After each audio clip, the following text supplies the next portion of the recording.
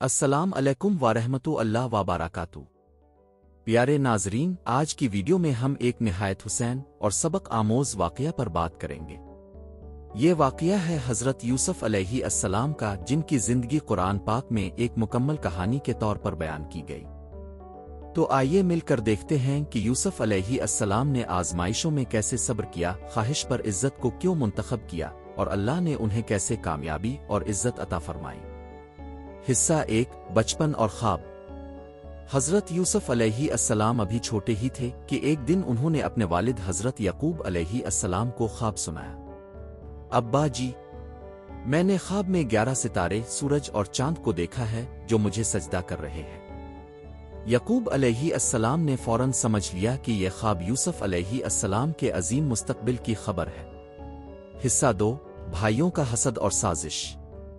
لیکن ناظرین، جب بھائیوں نے دیکھا کہ ہمارے والد یوسف سے بہت محبت کرتے ہیں تو ان کے دلوں میں حسد پیدا ہو گیا۔ انہوں نے ایک دن طے کیا کہ یوسف کو ختم کر دینا چاہیے تاکہ ابا کی توجہ صرف ہماری طرف ہو۔ چنانچہ انہوں نے بہانے سے یوسف کو جنگل لے گئے اور ایک گہرے کنویں میں ڈال دیا۔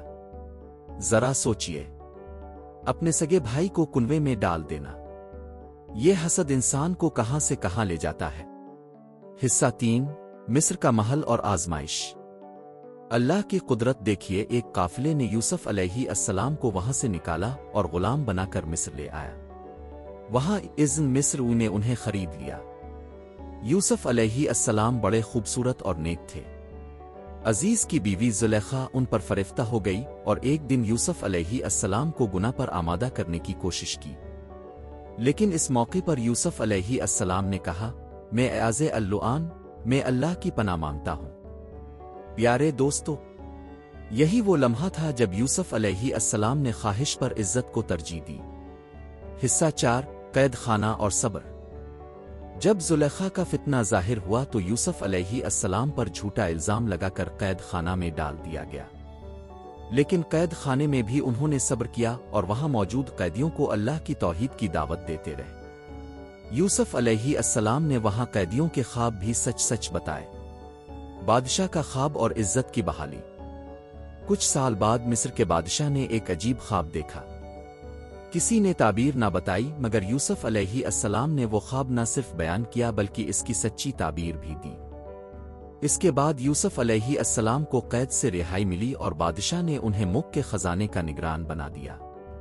یعنی جو شخص قید میں تھا وہی پورے مصر کے خزانوں کا مالک بنا دیا گیا۔ حصہ 6، بھائیوں سے ملاقات اور معافی۔ قحط کے دنوں میں یوسف علیہ السلام کے بھائی مصر آئے غلہ لینے۔ یوسف علیہ السلام نے انہیں پہچان لیا مگر راز رکھا۔ بعد میں جب سب حقیقت سامنے آ گئی، یوسف علیہ السلام نے اپنے بھائیوں کو معاف کر دیا اور فرمایا، آج کے دن تم پر کوئی الزام نہیں، اللہ تمہیں معاف کرے، وہ سب سے زیادہ رحم کرنے والا ہے۔